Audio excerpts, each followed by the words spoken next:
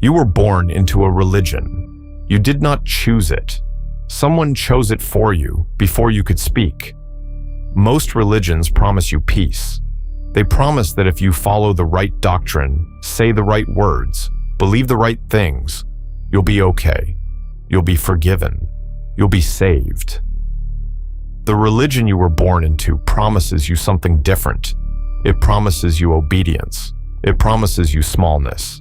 It promises that if you keep your head down, if you don't ask the dangerous question, if you keep believing the things you were handed, you'll belong.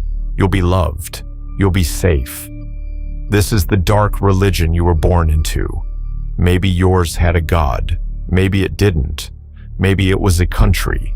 Maybe a culture. Maybe a family. Maybe a fear. The shape doesn't matter. What matters is that someone handed it to you before you could refuse it, and you have been carrying it ever since. It does not need a temple. It does not need a book. It lives in the way you flinch when you imagine disappointing your mother, in the silent rules you obey when no one is watching, in the parts of yourself you have learned to hide so that you can be loved. And it doesn't want your faith or your money.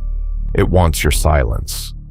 Every belief system ever built has one thing in common. It tells you what to see. The doctrine, the scripture, the movement, the brand. All of it is designed to shape your perception, to give you a lens, to tell you what the world is and where you fit inside it.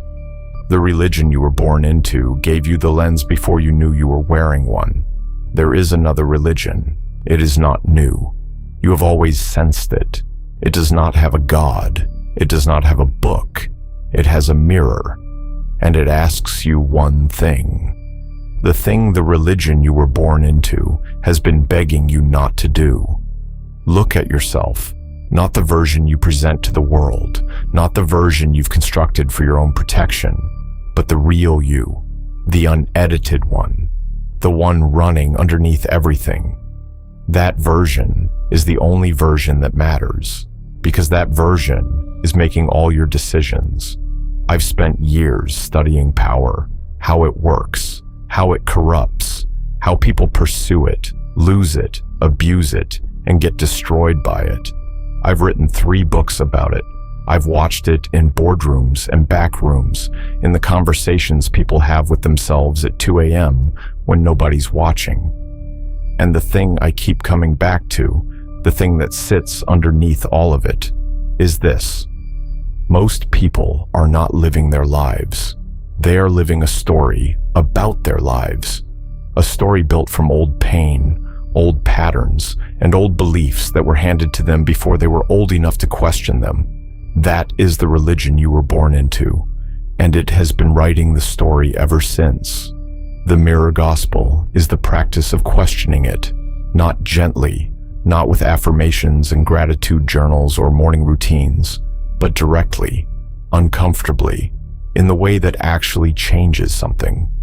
This channel is called Gospel of Shadows, not because darkness is the destination, but because the things that actually move your life forward are almost always found in the places you've been avoiding. The shadow isn't the enemy. It's where the truth lives when you're not ready for it. Every week, we will go there.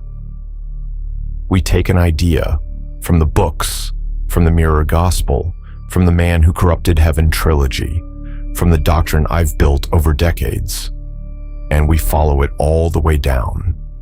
No softening, no false comfort, just the idea and what it actually means. If you're here for easy answers, I'll save you the time. They don't exist. But if you're here because you're tired of the comfortable version of yourself, if you can feel the gap between who you are and who you're capable of being, then you're in the right place. The religion you were born into has one demand: don't look. The Mirror Gospel has one commandment: see yourself clearly. Everything else follows from that. Welcome to Gospel of Shadows. Subscribe. Come back next week. We are only just getting started, and you have no idea what you're in for.